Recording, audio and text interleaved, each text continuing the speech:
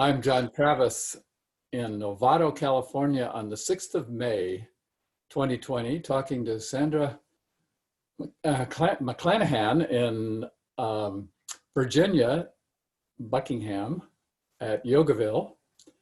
And we have only met in the last few years, though I remember having a phone conversation with you in maybe 82 or 83 that stuck in my memory when you were first talking about the fact that you could affect heart disease through nutrition and lifestyle. And that had a big impact on me. And then I discovered, well, A, we lived near each other for many years when I was in Charlottesville, but I didn't know that until I came back.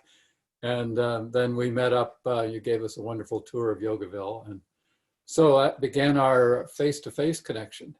And what I want to do today is get into who you are and why, and what led you to do the pioneering work that you did. And starting with where you were born, where you grew up, and siblings, school experiences, what led you into medicine, and we'll go from there. So take it away, Sandra.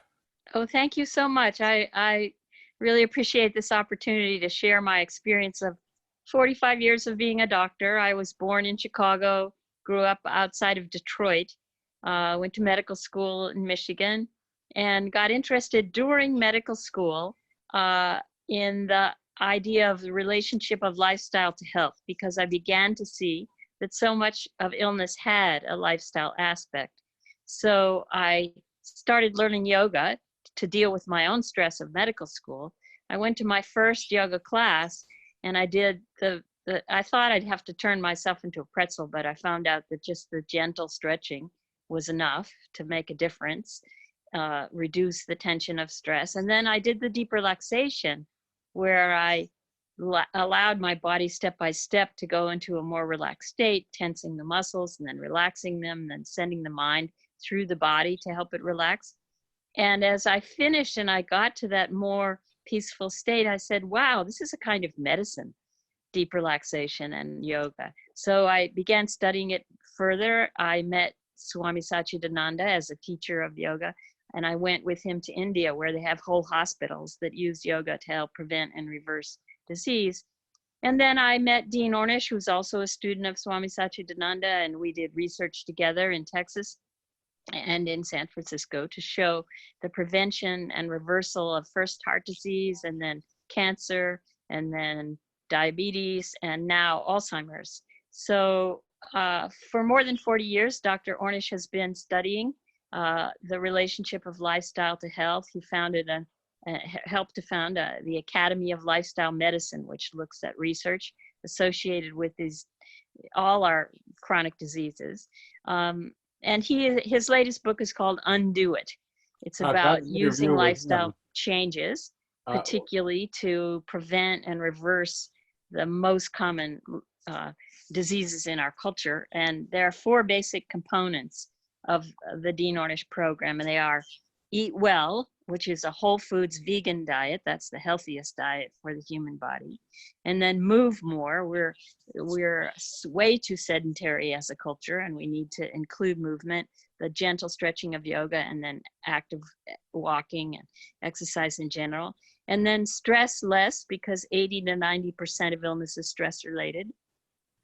And even if we know what to do, we may not do the right choices in terms of our lifestyle if we're under stress. So we have to address our stress.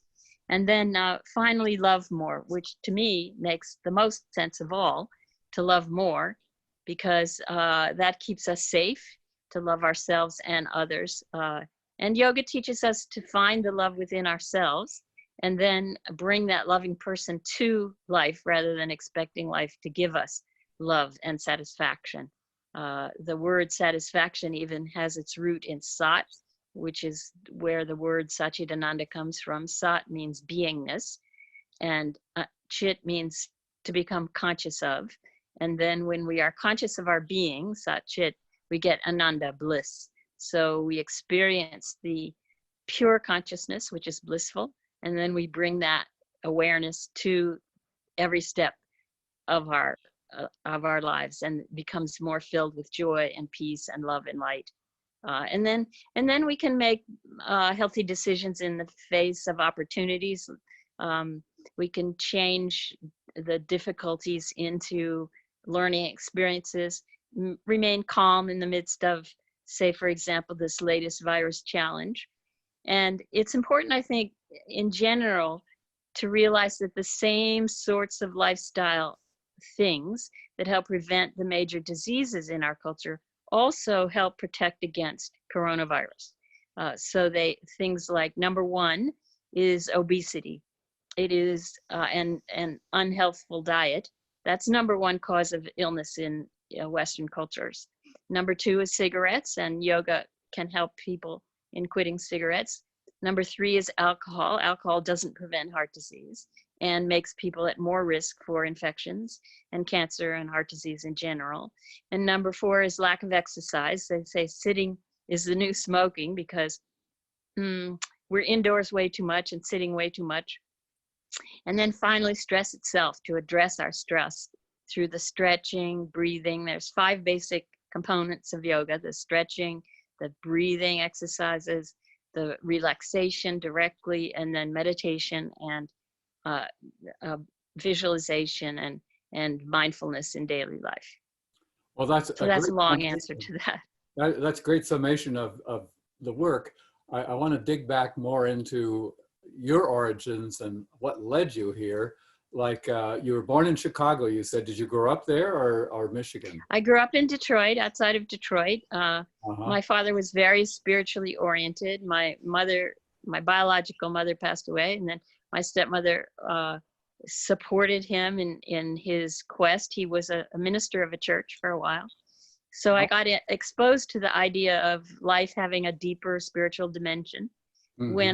When I met Swami Satchidananda, while I was in medical school, I got interested in yoga at first just for the physical benefits. I felt so good after even one class that I started studying the scientific aspects of it. But I also got interested in the philosophical aspect, what is called Vedanta, or the Upanishads, which is the philosophy book of the sort of thinking about our essential nature as being eternal spirit. And then we're driving around in these recreation vehicles called the body. And I got very interested in that the body is kind of a mini RV for the soul, for the spirit. And so your body has headlights, kitchen, trash compactor, wheels, horn, honk, honk. The body is just a mini RV, and the soul rides around as the eternal driver of the mini RV of the body. Doesn't require gas, produces gas. So the idea is that we aren't limited to our physical incarnation, mm-hmm. that there's a more eternal aspect of ourselves is presented by yoga. And then the answer to the basic spiritual questions of life, which are who are we and what are we supposed to be doing here, is to be answered not just by philosophy alone, but by experience, that we're able through the practices to have an experience of the eternal spiritual side of ourselves. And once we do that, then we sort of understand the purpose of life is love and fun, ultimately fun. It's supposed to be fun, and how to keep our mini RV healthy. Short-term pleasure, yeah, there's a lot of things that are short-term pleasure, but long-term pain.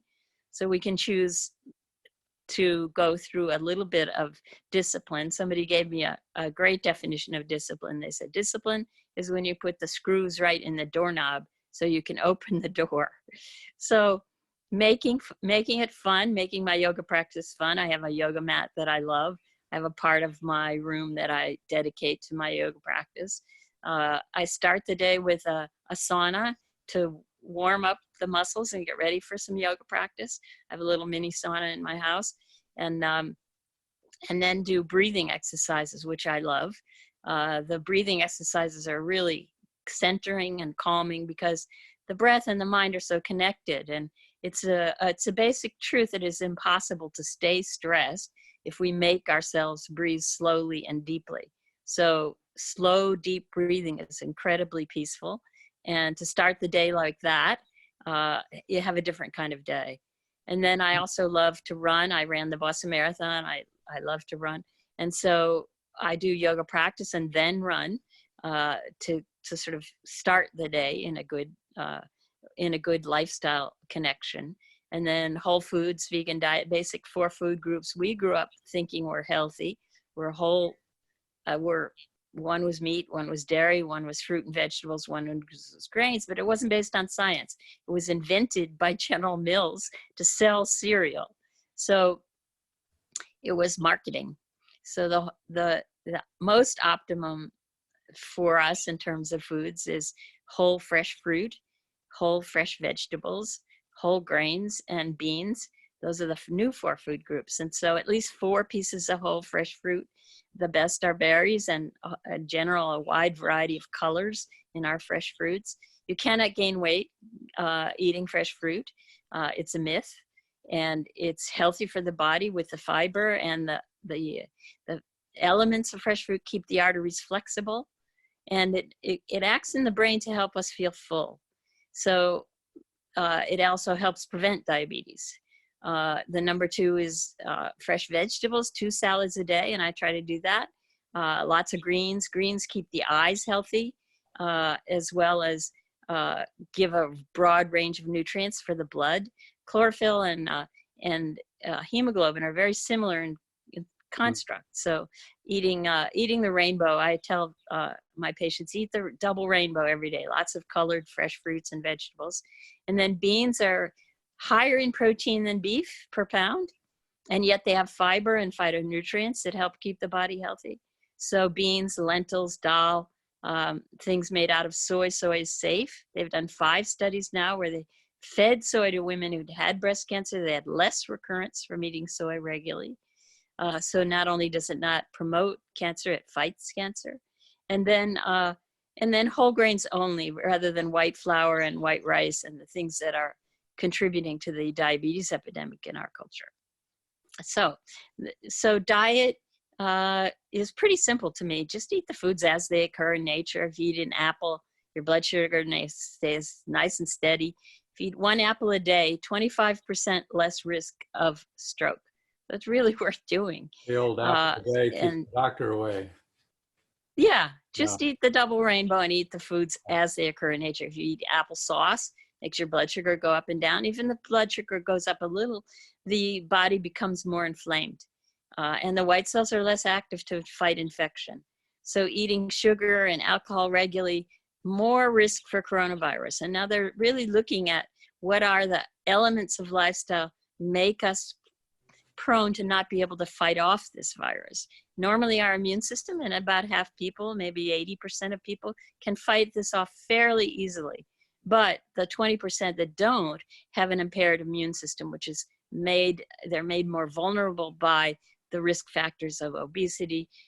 Smoking is an interesting one. The smokers tend to have less hospitalizations because probably the smoke is killing the virus in the lungs. But if they are hospitalized, they end up doing worse because their lung function is starting off at a poorer state. So it's not really a recommended way to, just like drinking bleach is not a recommended way to fight this virus. But the things that do help us stay healthy are the diet and motion. Our bodies are like little mini aquariums. That's why we can walk on land. We came from the sea, but we brought the ocean with us. So we have an internal ocean made up of salty fluids. Our blood is salty, our lymph is salty, but we are not just what we eat, we circulate. And that circulation allows the white cells to get to where they need to fight off any virus. And particularly Dr. Pranayama is one I like.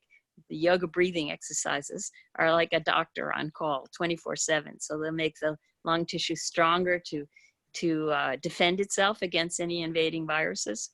There are vitamins that help. Vitamin D has now been documented to help protect against coronavirus. 2,000 IUs of the D3 per day.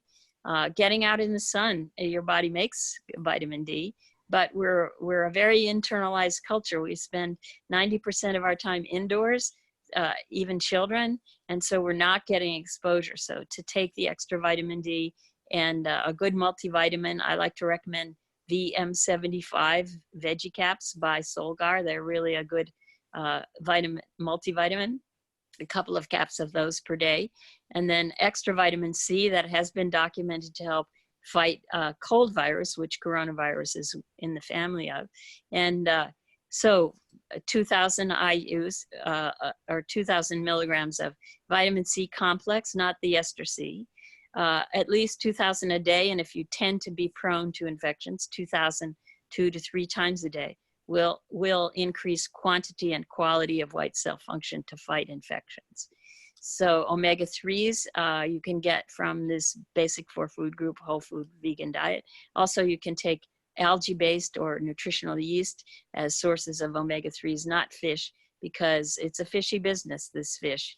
It has, unfortunately, a lot of pollutants, and even if you're eating fish that doesn't, it still has the waxy stuff called cholesterol, which interferes with circulation. If you take a pipe and put wax in it, it's not going to circulate as well. Whereas you put beans and rice and vegetables, they're going to flow right through the pipes of the body.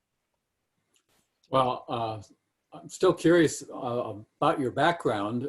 You mentioned your father was a minister, and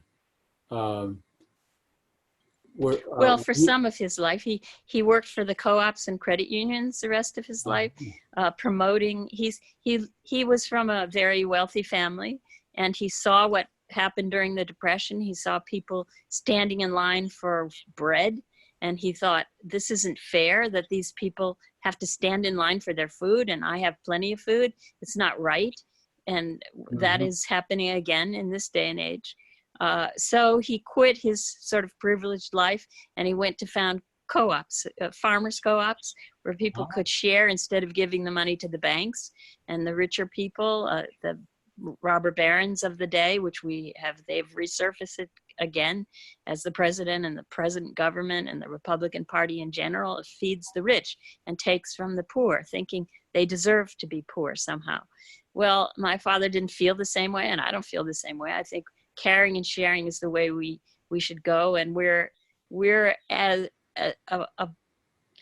whole as an earth. We realize that now with the coronavirus, everybody's affected around the world, and so how can we reach out and help make everybody safe and healthy? Then we'll have the best economy of all. So were you? How many siblings did you have? Where was your birth order? I have 5 siblings. 2 were doctors, and 1 was married to a doctor. They're all retired from their doctoring now. I'm 75, and I'm still practicing, but I'm writing more and teaching more. And I still am in touch with my family. We connect by Zoom, and one sister lives nearby, and I see her often.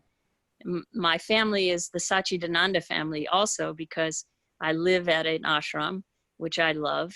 It's about 100 people here. And we're temporarily closed, but we're planning to open up as soon as it's safe. I think in general, the advice is not to open up too soon, because this virus is still out there in the community, and it's really not worth risking even one human life. That's the way I feel. I wish our government felt the same way. I hope we end up with a more compassionate government in the near future. But not even one death is worth risking for the economy. It's putting our values backwards. We put our values on health and wellness. And I love to use the word I-illness when we focus on ourselves individually, the I-ness, the sense of separation that we have, we get in trouble. But when we focus on the whole, we get wellness, and that gives us strength. We're stronger through our diversity. They've done studies of where you plant monoculture, and it doesn't do as well as if you plant a diversity of crops, which helps protect against pests and drought. So we're richer by our multiversity. And were you the oldest of your siblings? No, I'm sort of in the middle. I have a twin brother who's a neurosurgeon, now retired, and an older brother who's was a general surgeon. We wrote a book together called Surgery and Its Alternatives, where he argues in favor of surgery and I argue against for 200 different diseases. It's a whole tour of the body and how to keep it Wow. healthy. And so that's my brother David, and the book is called Surgery and Its Alternatives. It's still on Amazon. And yeah, it's really covering how to keep the body healthy from all the different preventive and treatment aspects if you have to go through surgery.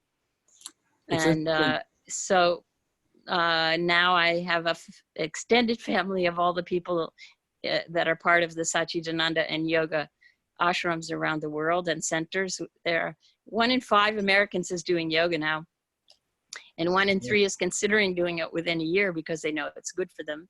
So that's the exciting thing, is we can benefit by lifestyle change. We're becoming a yoga world. The sort of Prime Minister of India taught a yoga class on International Yoga Day, which is June 22nd, to 35,000 people in one of the squares within Delhi. And many of the politicians were saying on the media, they got up early to practice yoga on International Yoga Day. And the Prime Minister said, why don't you do that every day? So we can all benefit from the truths, whether you do yoga itself or Tai Chi or something similar, a meditative practice of various sorts. But I love integral yoga, which is very gentle and relaxing to the body. It's not like gymnastics. But anything, any prayer or meditate, they found out if you attend church or synagogue regularly, you're less likely to catch this virus, and you're more likely to survive it if you do. And that's true of heart disease and other forms of illness too, is that if you have a spiritual connection, a spiritual practice, it gives you safety in difficult times. It's interesting that the majority of the people I've interviewed are middle children, and like Larry and Barbie Dasi were both twins. And it's wondering if there's a predisposition of middle children and twins to go into. I don't know if any study has showed this, but certainly my twin and I are very different. And some of my family is oriented toward lifestyle and health, and some of them aren't. So I think it sort of has to do with your bag of karma from previous lives, but that's just the way I tend to explain it in my own mind. And my philosophy is that we're eternal, and we come into the body for a deepening of our experience, a connection to the eternal through the temporary. And I've had some experiences with people who died, and I heard from them about the other side during meditation. They spoke to me. And one of my friends who I loved a lot, I was sad when he left the body. And I was sitting in meditation, and he talked to me from the other side. He said, I'm not dead. He said, I'm just bigger. So it gave me great comfort that this is summer camp. Human journey is summer camp, and that's home. There's no such thing as time and space in reality. That's what Einstein showed anyway. Well, the amount of energy stays the same. It just changes shape. So there's this eternal aspect of ourselves that is essential consciousness, watching the show, the drama of who's born when and what you go through with your story. But you are not your story. You are just experiencing your story. Who you are at your essence is a radiant being of light. Another friend of mine went into a coma from cerebral malaria, and when she woke up and she was coming back into her body, she had a long near-death experience. She said it was like putting on 2 tight pantyhose. She would to squeeze herself into the small restrictions of a human body. But who we are is a radiant being of light and love and joy. Well, I'm curious what your earliest memories are of deciding to go into medicine, and was it? Well, I wanted to be of service, and science was beautiful to me, very artistic. I had a wonderful 7th grade science teacher who used to make a lot of jokes around how beautiful science was. He said a kiss is the meeting of 2 epidermal surfaces, and stuff like that to just intrigue us in the. And then I saw a film called Hemo the Magnificent about the blood going through the capillaries, 1 red cell at a time. And it showed this happening. And in real time, and it was just gorgeous. The red cells were very bright, and they were going and bringing their oxygen and collecting up carbon dioxide. And I thought, wow, it's really quite wonderful and serviceful what the body is doing. It's beautiful. So I became interested in science. And then at the same time, when I wanted to be serviceful and try to address the root causes of illness, which we can do through our lifestyle choices. And then ultimately the basic questions of life: who are we and what are we supposed to be doing here? And how do we get to know and experience our eternal happiness?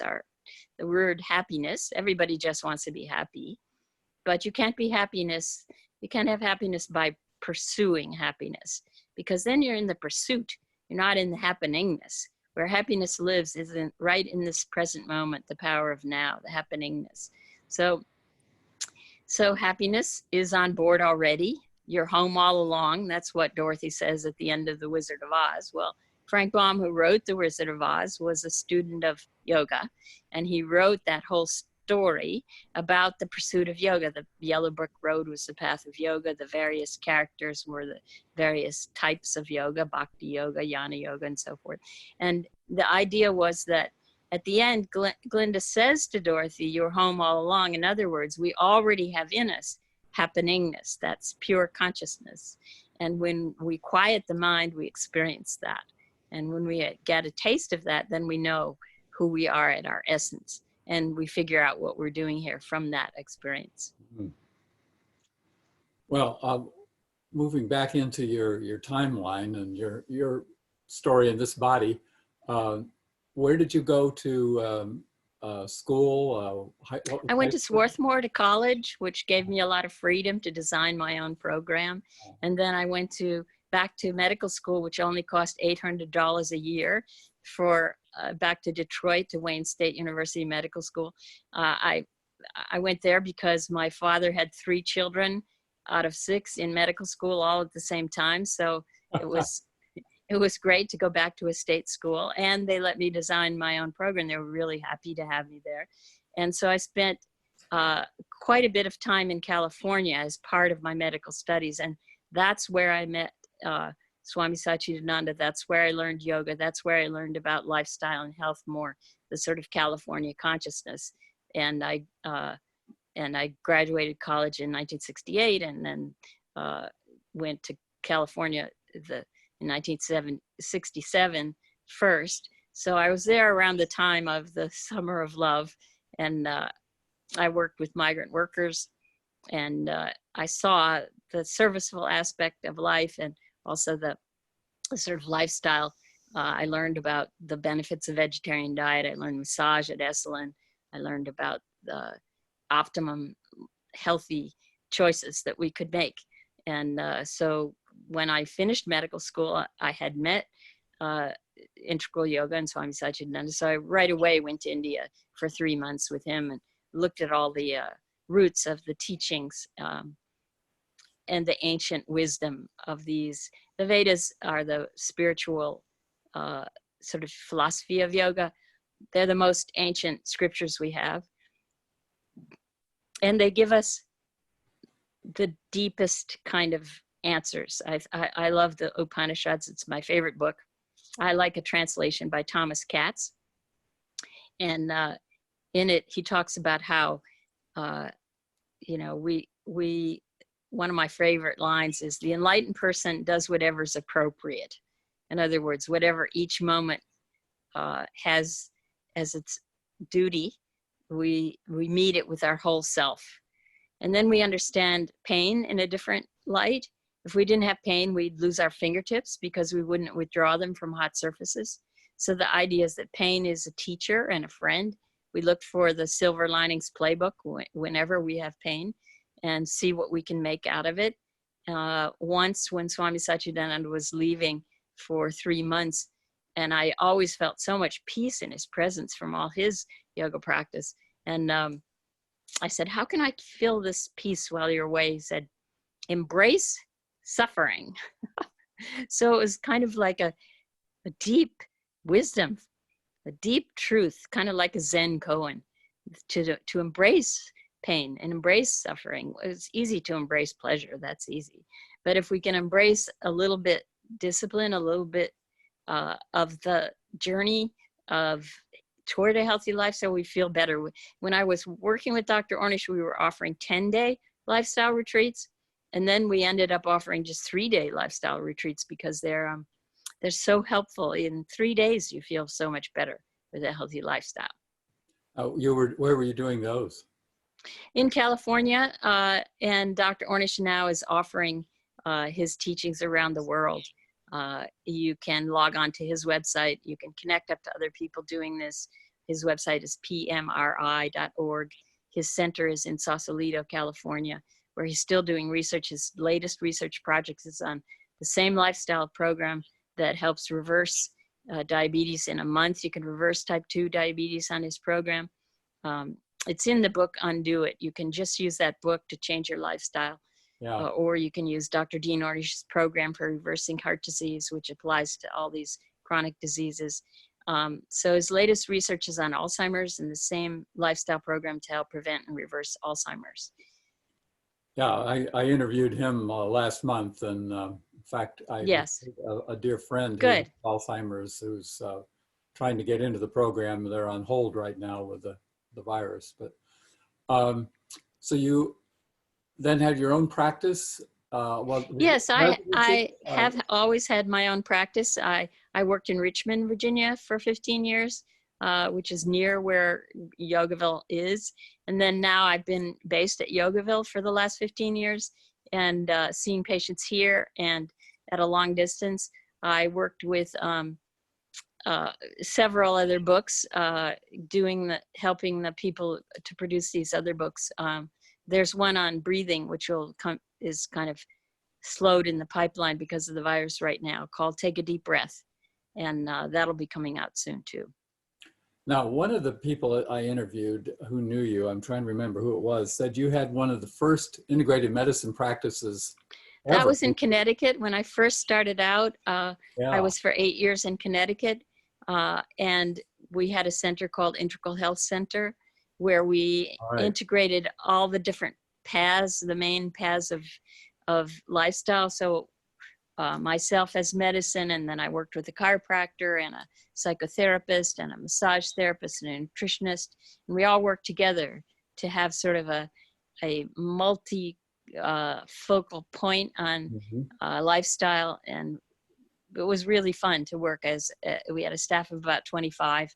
And that's where I was working when I started working on research with Dr. Ornish, and also worked with Dr. Michael Lerner on research. And he founded his center out in California for cancer retreats. And I helped him too at that time. And then I moved to Virginia when the ashram moved from Connecticut down to Virginia. Okay. What were the dates that you were in Connecticut with that center? 1974 until 1980. That clearly was one of the first. So presently, are you seeing how many patients and what kind? I do a lot of work virtually, which has made this transition to the virus time pretty easy. I do text with my patients and talk on the phone with them. And I see patients. Yogaville is very busy. We get 10,000 visitors a year normally. Wow. Now that it's shut down, we're connecting virtually. So we're offering classes online. I've been part of a series which we're offering now, teaching the yoga teachings online. And also we have podcast, which is free. So we're able to reach out as an organization and teach even in the midst of going virtual, which I think it's always good to look at the silver linings. CO2 emissions are down 8% around the world. We're reversing the climate change by lockdown. And so it's hopefully is going to teach people not to use their cars as much, or to shift over to renewable fuels and get rid of the CO2 problem the same way we got rid of the ozone problem. So I hope people will take all these clues The air's never been so beautiful here at Yogaville. It's Mm. really so clear and beautiful. Mm-hmm. So once again, learning and also learning the power of Zoom around the world. I just talked to some people in Gibraltar this week, and we get people dialing in from around the world to our programs here at Yogaville. So the advantage of this sort of quarantine time is forcing people to connect virtually, which is, I think, wonderful. Great. I want to recommend some books. American Veda is a wonderful book about the history of yoga in America. And then How Not to Die and How Not to Diet, Dr. Michael Greger's books are the best books on nutrition. He has a wonderful Google Talk, which is on YouTube. It's called Dr. Michael Greger Speaks at Google, which I highly recommend. Mm-hmm. And now, what's your role there at Yogaville? Are you the doctor? Well, we have all kinds of people here, which I love. It's again a service organization, so I help with health. You know, there's another nurse and I that help with the health of the staff here. Mm-hmm. But in general, I teach as part of the teachers training where we train yoga teachers. Also part of laughter yoga training, we train people in laughter yoga. And then we give silent retreats. We give lots of silent retreats, small, short ones that are a weekend and longer ones. And that's a great opportunity to come into nature and spend time connected to nature. And they allow me to talk. I'm Irish, I can talk for days. So, but everybody else is silent and it's a beautiful experience. So we have silent retreats, we have talking retreats, all kinds of retreats. And I give a couple of regular health-oriented retreats per year as well. And I'll never forget the tour you gave us. That place is awesome. I had no idea it's beautiful here. how big it was and how much you've done there. So yeah, that was amazing. It was about 5 years Well, ago. I hope you come visit once lockdown is finished. Yeah, well, we'd planned to be out there again next month, but that had to be canceled. The ashram is planning to open up partly on June 10th, depending on, yes, of course, when the lockdown is released in all these states, we're probably going to see another spike of illness, and it's already becoming apparent. So we may have to, that may force us into longer lockdown. The fact that all these states are urging themselves forward to unlock before the virus is contained. Well, any thoughts on the future of wellness and your work and what? Well, I would just say to be practical, eat garlic every day and onions. They're a great antiseptic. Lemons and limes. There's something in the peel that's called limonene that fights viruses. So suck on some lemons and limes and chew a little peel every day. Generally curry boosts immunity.